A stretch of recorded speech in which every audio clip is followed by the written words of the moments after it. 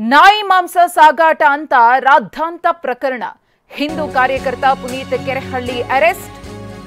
ನಾಯಿ ಮಾಂಸವನ್ನ ಸಾಗಾಟ ಮಾಡಲಾಗ್ತಿದೆ ಅಂತ ಆರೋಪಿಸಿ ಪುನೀತ್ ಕೆರೆಹಳ್ಳಿ ಮಾಡಿದಂತಹ ಹೋರಾಟಕ್ಕೆ ಸಂಬಂಧಪಟ್ಟಂತೆ ಆಗಿರುವಂತಹ ಬೆಳವಣಿಗೆ ಇದು. ಹಿಂದೂ ಕಾರ್ಯಕರ್ತ ಪುನೀತ್ ಕೆರೆಹಳ್ಳಿ ಅರೆಸ್ಟ್ ಆಗಿದೆ. ಸರ್ಕಾರಿ ನೌಕರರ ಕೆಲಸಕ್ಕೆ ಅಡ್ಡಿ ಆರೋಪದಲ್ಲಿ ಬಂಧಿಸಿದ್ದಾರೆ ಪೊಲೀಸರು. ಬಿಎನ್ಎಸ್ ಕಾಯ್ದೆ 351 ಕ್ಲಾಸ್ 2 ಅಡಿಯಲ್ಲಿ ಬಂಧನ. ಕಾಟನ್ಪೇಟೆ ಪೊಲೀಸರಿಂದ ಪುನೀತ್ ಕೆರೆಹಳ್ಳಿ ಅರೆಸ್ಟ್ ಆಗಿದೆ. ಇನ್ನು ಅರೆಸ್ಟ್ ವೇಳೆ ಏಕಾಏಕಿ ಪುನೀತ್ ಕೆರೆಹಳ್ಳಿ ತೀವ್ರ ಅಸ್ವಸ್ಥಗೊಂಡ್ರು.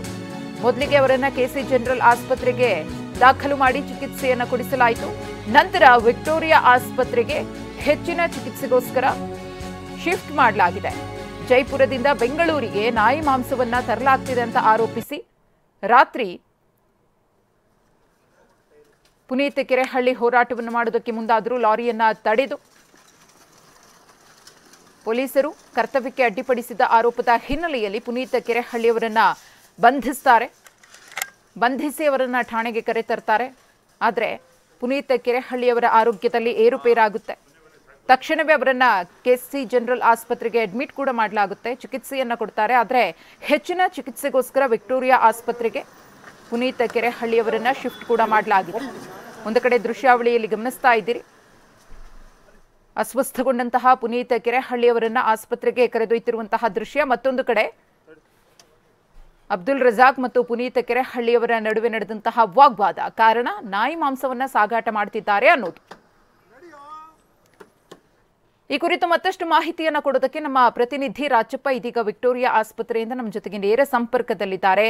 ರಾಜಪ್ಪ, ಸದ್ಯಕ್ಕೆ ಪುನೀತ್ ಕೆರೆಹಳ್ಳಿ ಆರೋಗ್ಯ ಸ್ಥಿತಿ ಹೇಗಿದೆ, ಏನೆಲ್ಲ ಆಗ್ತಿದೆ ಅಂತ ಈಗ?